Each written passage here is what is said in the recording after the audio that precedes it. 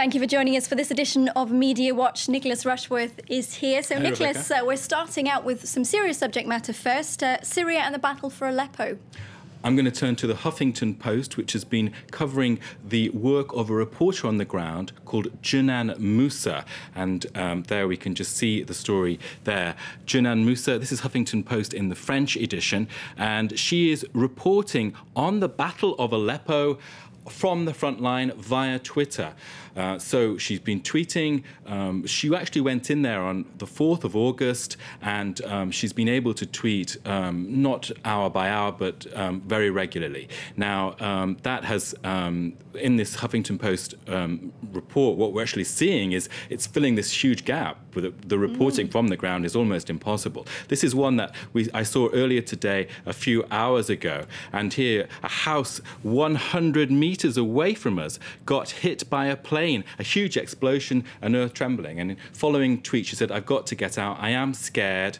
I'm trying to get out." So I've just checked just before coming on air, and she sent this one. This is the very last one. And look at that. Guys, I am safe. We're out at the Turkish border. Remember, Aleppo's in the north of Syria, very close there. So she's left with a convoy of Free Syrian Army fighters who she's been with during this battle. But of course, reflecting the intense difficulty of reporting.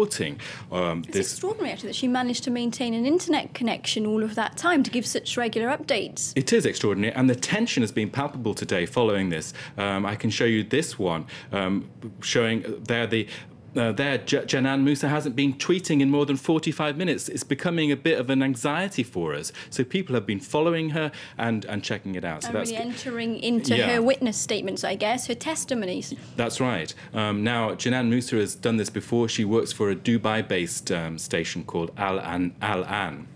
And she has done this as well for Libya, but this time this is getting a lot of buzz. Now, we mustn't forget our own coverage here on France 24. We have got a fantastic reporters going out, and also we've got Mathieu Mabin just back, one of our reporters from Damascus. If you go to the France.com, France24.com, we can find out about our Syria coverage and what Mathieu Mabin is saying about events in Damascus, the other city with the fighting going on. So that's on our homepage, France24.com/EN there in the English language.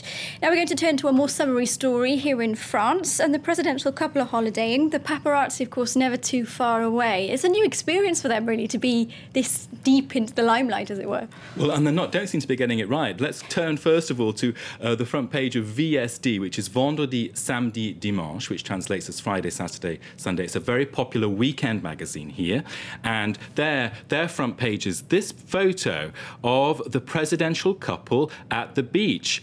Now, we've got a bit of middle-aged spread going on there. François Hollande's side, I think he looks great. He doesn't look bad. No, Valérie Trierweiler, she looks gorgeous too. What could be the problem? Except Valérie Trierweiler does not like this. She is a journalist herself, a Paris Match. I can show you the front cover of Paris Match here. She's on it with François Hollande, dressed fully. And she called a journalist friend and said, you've got to call VSD, this magazine, and get them to not publish any of these photos of us at the beach. So what the issue was for her, whether it was about being in the front page or whether it was, this is a paparazzi photo, there's no authorization, whatever, she did make that phone call. And then, of course, VSD, the magazine, replied, well, we're perfectly in our rights to do this. The reaction is from the paper, hey, guys, you've been manipulating the media since you arrived on holiday down there in the south near Saint-Tropez.